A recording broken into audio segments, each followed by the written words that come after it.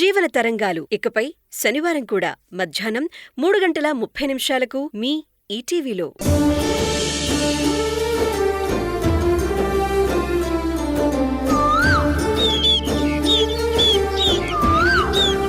ఈ క్షమాపణలు ఎందుకులేండి? నా హెల్త్ కండిషన్ కాస్త దృష్టిలో పెట్టుకుని నేను ఇలా మాట్లాడి ఉంటానని అనుకో.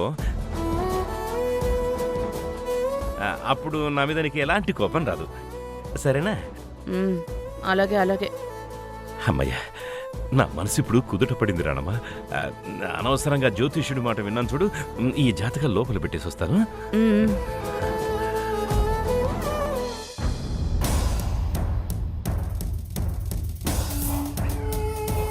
ఆ జ్యోతిష్కుడెవరో గాని జాతకం చూసి చాలా నిక్కచ్చిగా చెప్పారు. అతనికి మాత్రం మేమెప్పుడు జంటగా కనిపించకూడదు.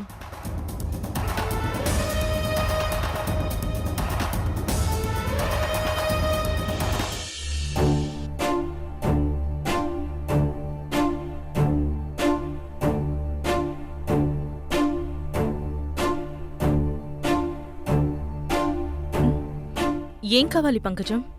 కార్తికమ్మ, మీరింకా భోంచేయలేదు. నాకు ఆకలిగా లేదని చెప్పాను కదా. టైంకి 2 ముద్దలు తినండమ్మా. వద్దని చెప్తే బలవంతం చేస్తావేంటి పంకజం? అమ్మగారు అడిగితే మీరు భోంచేయలేదని చెప్పమంటారా? వెళ్ళి అలాగే చెప్పు. అలా చెప్తే ఎందుకు ఏమిటి అని మీకు ఫోన్ వస్తుంది.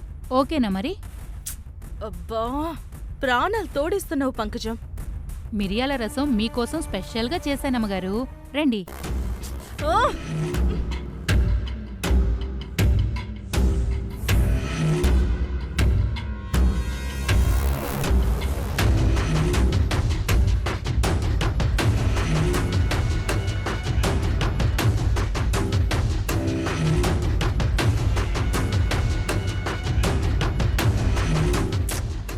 ఎగ్స్ లేవా పంకజం? ఉత్త ఎగ్స్ ఎలా తింటారమ్మా? ఉడికించి ఇవ్వచ్చు కదా. నాకు గుడ్లు తినాలనుంది. సరే, రాత్రికి స్పెషల్గా గుడ్లు కర్రీ చేస్తాను. మీరిప్పుడు తినండమ్మా.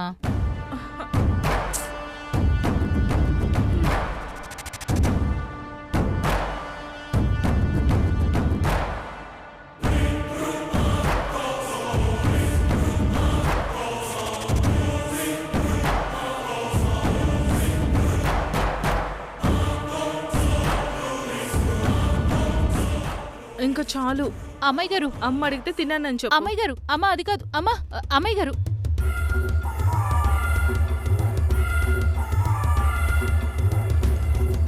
కార్తీకమ్మగారు ఈ మధ్య అదోలా ఉంటున్నారు.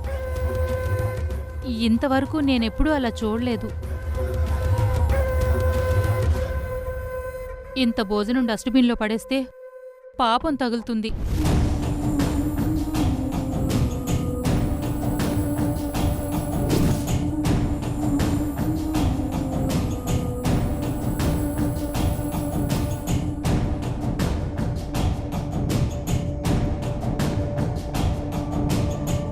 బయట కాకులైనా తింటాయి,